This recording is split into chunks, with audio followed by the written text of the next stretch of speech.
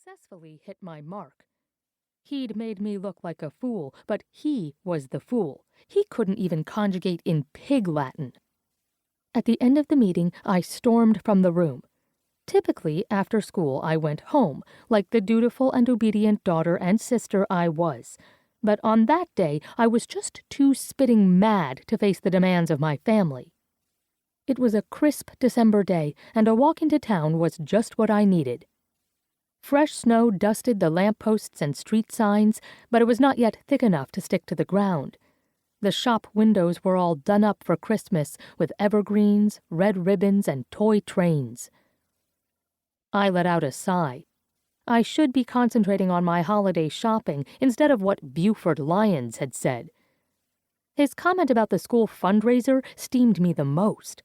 I'd been working for weeks to make sure the Christmas tree sale and carol singing went off without a hitch. And it was set for the holiday break.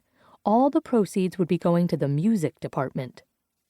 Even though music wasn't my specialty, I loved listening to it and knew it was an important part of a public education.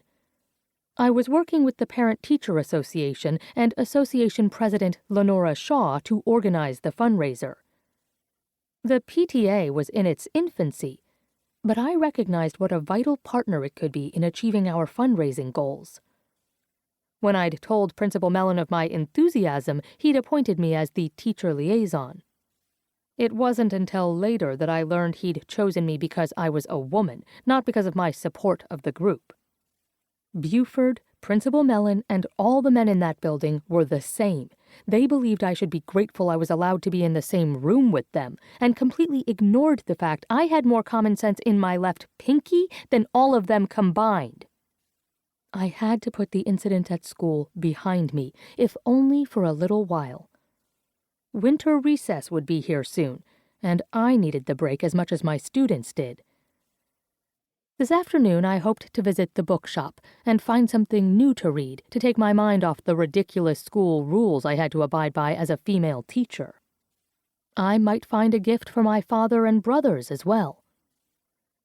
A gentleman I recognized from town but could not name tipped his hat to me. "Good afternoon, Miss Wright. We heard your brothers are at it again. What are they thinking, that they can fly like a bird? It goes against nature. If God wanted us to fly, he would have given us wings." "Are you suggesting humans should not swim because we do not have fins?" He blinked at me as if my retort was some sort of riddle he couldn't make heads or tails of. "I beg your pardon?" I adjusted my spectacles on my nose. "If anyone can achieve flight in our lifetime, it will be my brothers, Wilbur and Orville Wright." "Two boys from Dayton?" he snorted.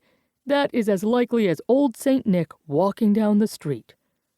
I lifted my chin.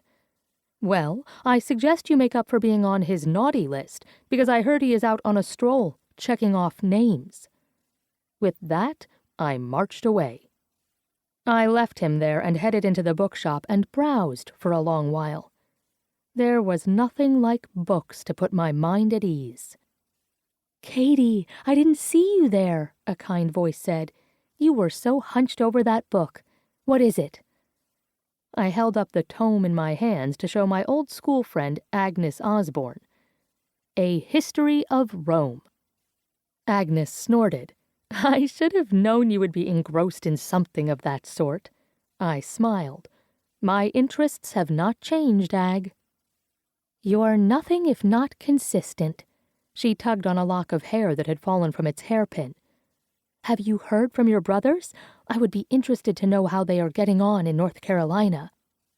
"They write, of course, though not as often as I would like," I replied. "They write more often to Father than they do to me, but they seem to be getting on fine. They said they are very close to heavier-than-air-powered flight." She cocked her head. "Haven't they said that before?"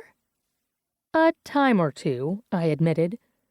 "Why aren't they happy with the bicycle shop? Why isn't that enough for them? Would they not be happier to settle down and marry? Don't they want children?" I shook my head and said nothing. These were questions I received often in regard to my brothers, and I had tired of answering them after so